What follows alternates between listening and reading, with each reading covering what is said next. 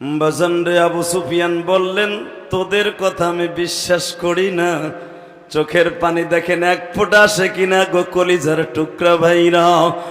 গুনাহ করতে লাগবে 60 বছর 70 বছর, আমার মাওলার মাফ করতে লাগবে মাত্র 1 সেকেন্ড টাইম। সিরাতুন নবীর রাজনীতি কাকে বলে গো বাবা?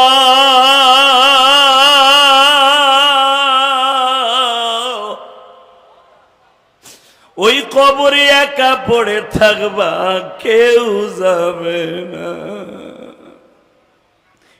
শুধু তোমার সঙ্গে সিরাতুন নবী যাবে বাবা, নবীর সিরাত সুরাতটার সাথে যাবে গো।